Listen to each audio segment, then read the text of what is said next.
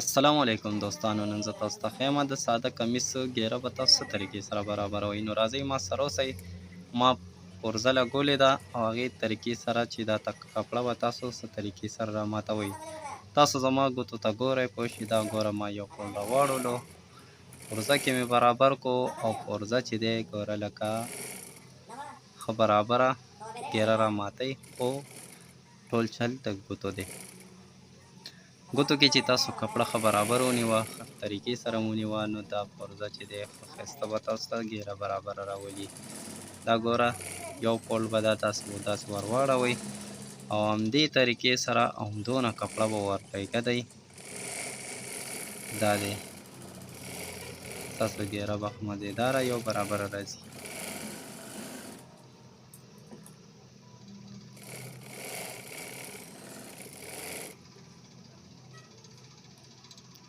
ښه دویم سایډ چې تاسو بیا داسې برابروئ، نو دا به څه طریقې سره برابروئ. دې کې چې دا کوم فالتو تارونه مارونه دا به تاسو کټ کوئ، تاسو ګیرې کې دا تار مار چې ښکاره نه شي. ګوره یو پل ما راواړولو، بیا هم دویم پل راواړولو. کومه ګیره چې پرزې ایستې وه هغه مطابق ما دا رامات کو، دې کې مې کېښو او هغسې طریقې سره بس ګوره ما دا بیا روان کړو. یو عمره کپړه به ور پرېږدئ پرزې ته. پرزه چې دی کپړه که زیاته کمه شي، نو ستاسو ګیره بیا ګډه وډه راتلی شي.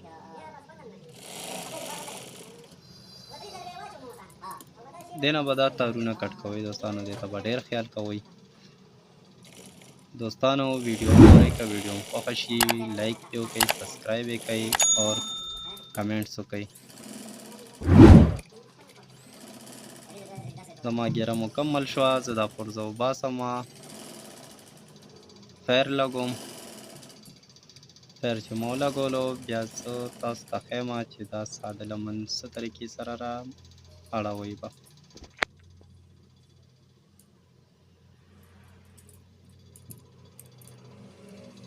دې تارونو به ډېر خیال ساتئ چې دا تارونه تاسو کوئ. دا لمن ګوره ما دې مطابق کې راماته کړه. مکمل غټ کمیس دی، ماشومانو کمیس چې وي، هر کمیس سره به د هر کمیس د ناپ سره به تاسو دا ګیره یو برابر راولئ. چې غټ وي غټ به راماتوئ، چې وړوکی وي نو بیا به درمیانه را ماتوئ. دلته به هم تاسو ډېر خیال کوئ.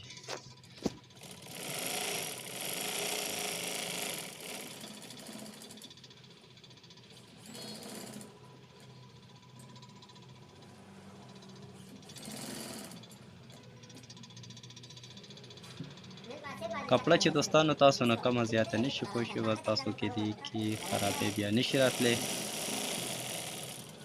نرم لاس سره مخکې وروسته کپړه به نه راکاږئ، ښه برابر به راولئ.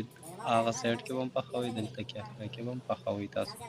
تاسو کتی شئ، دلته کې ما دا پوښ کړی ده، تار ما ځکه کټ. تاسو ریزلټ کتی شئ. سلام.